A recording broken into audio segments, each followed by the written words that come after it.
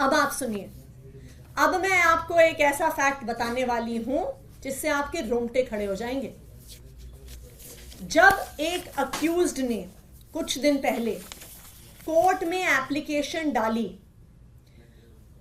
और कहा कि मुझे सीसीटीवी फुटेज चाहिए, तो क्या हुआ? उन्होंने एप्लीकेशन क्यों डाली? क्योंकि उनका जो ये अक्यूज्ड थे, एक सरकारी गवाह से ईडी में आमना सामना करवाया गया।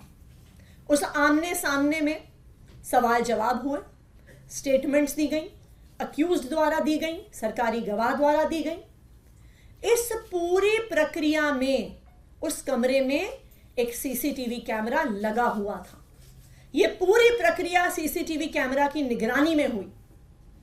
लेकिन जब वो स्टेटमेंट कोर्ट में जमा कराई गई तो अक्यूज्ड ने देखा कि जो बात कमरे के अंदर हुई थी और जो बात कागज पर आई है वो दोनों अलग अलग हैं। और इसीलिए इस केस के उस अक्यूज्ड ने सीसीटीवी फुटेज के लिए एप्लीकेशन डाली।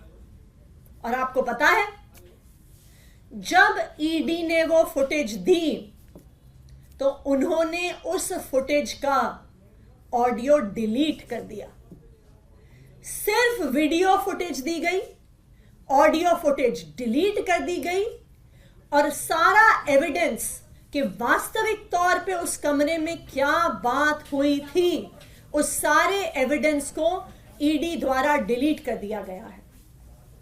और ना सिर्फ उस एक मैटर में, आम आदमी पार्टी के पास विश्वसनीय सूत्रों से यह खबर है कि जब से ये एक्साइज पॉलिसी का इन्वेस्टिगेशन शुरू हुआ है, पिछले 1.5 साल की सारी इंटेरोगेशन, सारे सवाल जवाब जो हुए हैं ईडी में, सबकी ऑडियो फुटेज को डिलीट कर दिया गया है इन्फोर्समेंट डायरेक्टोरेट द्वारा, ईडी द्वारा।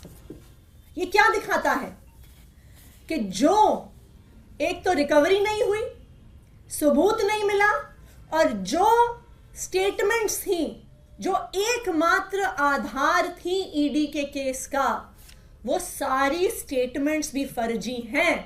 क्योंकि अगर स्टेटमेंट फर्जी नहीं होती तो आपको ऑडियो डिलीट करने की क्या जरूरत थी? नमस्कार, मैं हूं मानक गुप्ता। अगर आपको हमारा ये वीडियो पसंद आया हो तो इसे लाइक और शेयर जरूर करें।